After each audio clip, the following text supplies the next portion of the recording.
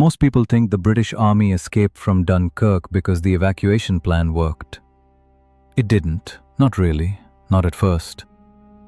What actually saved them was a piece of paper signed 2 days earlier in a farmhouse 40 miles away by a man who never set foot on that beach.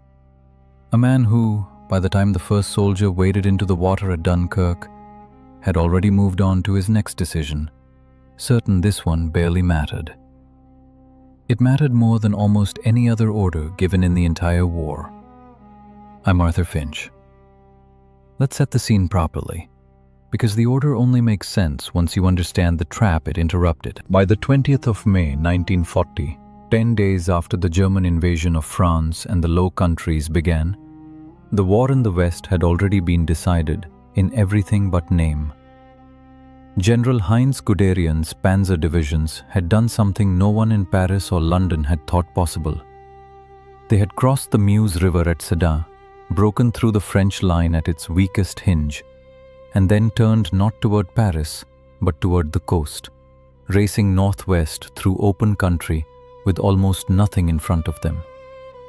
On the 20th, lead elements of the 2nd Panzer Division reached the English Channel at Noyelles. The Allied armies in Belgium and northern France, the British Expeditionary Force, the bulk of the Belgian army, and some of France's best divisions were no longer just outflanked. They were cut off. A corridor of German steel now separated them from the rest of France. Trapped in a shrinking pocket along the coast were roughly 400,000 men. If that pocket collapsed, France's best armies would be gone before the real Battle of France had even properly begun, and Britain's only trained field army would cease to exist as a fighting force. There would be nothing left to defend the island itself. This is the part that matters. The Germans knew it too, and for several days they were positioned to finish it. By the 23rd of May, Guderian's panzers had pushed past Boulogne and Calais and were closing on Dunkirk, the last port still in Allied hands, the only place an evacuation could even be attempted. His tanks were tired, yes, and his supply lines were stretched thin after 10 days of non-stop advance. But the gap between his forward units and the British rearguard was in places no more than a few miles. Soldiers on the ground that day genuinely believed Dunkirk would fall within 48 hours. Keep that number in your head. 48 hours. It comes back. On the 24th of May, General Gerd von Rundstedt, commanding Army Group A, issued an order to halt the panzer advance along the Aar Canal, just short of Dunkirk. The next day, Hitler personally confirmed it. The tanks were to stop. Infantry would take over the final push, while the panzers rested and regrouped for the second phase of the campaign, the drive south against what remained of France. It is one of the most argued over decisions of the entire war, and I want to walk you through it honestly, because the popular version, that it was simply a single, baffling mistake, isn't quite right. It was 3 separate pressures converging at once, each one reasonable on its own terms, each one catastrophic in combination. The first was practical, and it came from the army itself. Von Rundstedt and his staff were worried about the terrain. The ground around Dunkirk and the Flanders coast is low, flat, and cut by canals and drainage ditches. Poor country for armor, especially armor that had already covered extraordinary distances in 10 days of continuous fighting. Mechanical attrition was real. Tank crews were exhausted. Several panzer divisions had taken meaningful losses. Halting to consolidate before the next phase of the campaign wasn't an unreasonable instinct from a purely operational standpoint. It's the kind of caution any competent commander might consider. The second pressure was personal, and it came from Berlin. Hermann Göring, commander of the Luftwaffe, saw an opportunity. If the army's tanks stood back, his air force could finish the encirclement from the sky, bombing the beaches, sinking the ships, destroying the trapped armies without the Wehrmacht's generals getting the credit. Göring went directly to Hitler and argued for exactly that. It was institutional rivalry dressed up as strategy. The Luftwaffe wanted its moment, and wanted it without the army sharing the glory. And the third pressure was the one that actually decided it.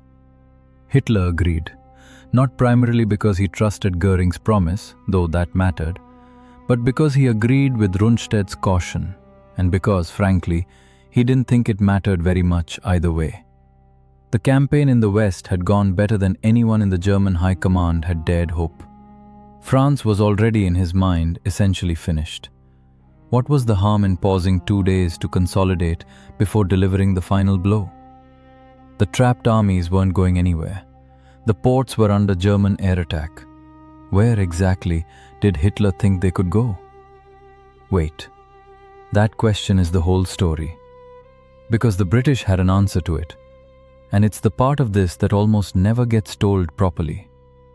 While the German tanks sat still along the Ahr Canal on the 24th and 25th of May, two things were happening that the German High Command had badly underestimated. The first was on the ground at Dunkirk itself. British and French units, exhausted, often cut off from their own commands, fighting with whatever they had left, formed a defensive perimeter around the port. At Calais, a garrison of roughly 4,000 British troops, mostly from the Royal Rifle Corps and the King's Royal Rifle Corps, were ordered to hold the port to the last, explicitly to buy time for Dunkirk. They were told, in writing, that no evacuation was coming for them. Brigadier Claude Nicholson held Calais for 4 days against a vastly superior force, knowing exactly what the order meant, before the garrison was overwhelmed on the 26th of May. Nearly all of them were killed or captured. Most British histories barely mention Calais. It bought less than 100 hours. Those hours mattered. The second thing happening was in London, and it's the half of this story that almost never gets told properly, because it isn't dramatic in the way tanks and bombers are dramatic. It's a story about a telephone call and a decision made by a man most people have never heard of. On the night of the 26th of May, with the German halt order still in effect but clearly temporary, Vice Admiral Bertram Ramsay, operating from a chalk tunnel beneath Dover Castle, began Operation Dynamo, the evacuation of the British Expeditionary Force from Dunkirk. Ramsay had perhaps 4 days, maybe less, before the German advance resumed and the perimeter collapsed. The original planning estimate, drawn up in a hurry by the Admiralty, projected that they might lift 45,000 men before the port fell. 45,000 out of nearly 400,000 trapped in the pocket. I'll come back to why that number was wrong. But first, you need to understand what came before it. On the 26th and 27th, while the German panzers were idle, resting, refueling, waiting for the order to resume, the perimeter at Dunkirk held. British and French rearguard units again and again traded their own chance of evacuation for time. At Wormhout and Le Paradis, 2 separate massacres occurred during this same window, where surrendering British soldiers were murdered by SS units after laying down their arms, roughly 90 men in total, machine-gunned in barns after they had given up the fight. These were war crimes, documented and confirmed after the war through testimony and tribunal. And I want to be plain about that rather than let it pass as a footnote to a larger, more flattering story. The men who held that perimeter were not in a clean war. Some of them died after they had already stopped fighting. Think about that. The same 3 days that gave the evacuation its window were also the 3 days that produced some of its darkest atrocities. History does not arrange itself for our convenience. The halt order saved an army. It did not spare it, and it did not spare everyone in it. On the morning of the 27th of May, Hitler rescinded the halt order. The panzers began moving again. But 2 days, roughly 48 hours of full stop, followed by another day or so of slow re-engagement as units regrouped, had already passed. And in that window, the defensive perimeter around Dunkirk had hardened into something the Germans now had to fight through rather than simply walk into. You'd assume 2 days wouldn't matter much against an army that had already shattered the entire Allied front. You'd be wrong. Because the thing about a coastal perimeter is that it only has to hold the line, not win the war. Every hour the Germans spent stationary was an hour the British used to dig in, to bring up artillery, to organize the perimeter into defensible sectors. The cost of restarting an advance against a position that has just spent 2 days fortifying itself is not the same as the cost of simply continuing through open ground. The Germans paid that difference in time, and time was the only currency that mattered now. Meanwhile, off the coast, something almost nobody in the German High Command had accounted for was unfolding. The Admiralty's call for all available shipping reached far beyond naval vessels. Destroyers and minesweepers formed the backbone of the lift, but alongside them came something improvised and frankly, a little extraordinary. Paddle steamers, Thames pleasure boats, fishing trawlers, and hundreds of small private craft, many crewed by civilian volunteers who had no military obligation to be anywhere near that beach. Some of these little ships, as they came to be called, ferried men from the shallow water to the larger vessels waiting offshore, because the larger ships couldn't get close enough to the beach itself. It wasn't romantic. It was slow, exhausting, dangerous work, repeated thousands of times over 9 days, under intermittent Luftwaffe attack. This is the part that matters most, so listen carefully. Goering had promised Hitler that the Luftwaffe could finish the job from the air. It could not. Weather over the Channel was poor for several critical days, low cloud and haze that grounded or hampered German bombing runs exactly when the evacuation most needed cover. And the Royal Air Force, flying from bases in southern England, fought a running battle over the beaches that is far less remembered than the Battle of Britain that followed it, but was, in its own way, just as consequential.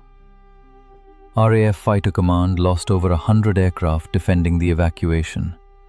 Most of those dogfights happened too far out to sea for the soldiers on the beach to see them, which is partly why so many veterans of Dunkirk came home convinced the RAF had done nothing, when in fact it had been fighting overhead, just out of sight, the entire time. By the time Operation Dynamo ended on the 4th of June, the final numbers stood at roughly 338,000 men evacuated, British and French both, against an initial estimate of 45,000. Stop for a second and sit with that gap. Not a modest overperformance, a nearly 8-fold result against the planner's own worst-case arithmetic. So here is the secret this entire video has been circling, the one thing that ties the farmhouse order to the beach 9 days later. It isn't a halt order alone, and it isn't the little ships alone, and it isn't the rear guard at Calais alone. It's the arithmetic of 48 hours. The German halt lasted, in real operational terms, somewhere close to 2 days before the advance meaningfully resumed. The original British evacuation plan assumed they had, at most, a handful of days before the perimeter fell entirely. Every additional hour the Germans spent stationary on the Our Canal was an hour the British spent converting raw chaos, stragglers, shattered units, men separated from their officers, into a structured, holdable line. The historian Hugh Sebag Montefiore, who spent years working through German and British records side by side, traced the timeline closely enough to show that the perimeter consolidation happening during those exact 48 hours is what allowed the evacuation to scale from a rescue of tens of thousands into a rescue of hundreds of thousands. Not the boats. The boats were necessary, but they were not sufficient. Without those 2 stationary days, there is no perimeter left standing by the time the little ships arrive to matter. Hitler signed an order he considered a minor operational pause. Goering saw it as a chance to claim a victory for his air force. Von Rundstedt saw it as basic caution for tired tanks. None of the 3 men making that decision on the 24th and 25th of May believed they were making a decision about the future of the war. They believed they were managing a mopping-up operation against an enemy who had already lost. That is, I think, the most quietly devastating part of this entire story. The decision that saved the British Army was not made by anyone who thought they were making a decision that mattered. It saved the army. It did not save the war for Germany, not directly, not by itself. But it preserved the only force Britain had to defend itself with. It preserved the officers and NCOs who would rebuild that army into the one that eventually returned to France in 1944. And it gave Winston Churchill, barely 2 weeks into his premiership, a nation that could still imagine fighting on rather than negotiating terms. Churchill himself, in his account of these events, was careful to call Dunkirk a deliverance, not a victory, a distinction worth holding on to, because the war was very far from over. And the men who escaped that beach left almost all of their equipment behind on it. I think about Brigadier Nicholson's garrison at Calais sometimes, more than I think about the little ships, if I'm honest with you. 4,000 men told plainly that no boats were coming for them, who held their ground anyway because someone had to buy the hours that made the rest of it possible. Most of them never came home. Their names are not in the popular version of this story. But the order that saved an army was only ever worth as much as the men willing to die, buying it the time it needed to matter. I'm Arthur Finch. If you'd like to keep talking about moments like this one, the decisions made in farmhouses and command tents that history later has to untangle, I leave a link to our Telegram community in the description. I'd be glad to have you there.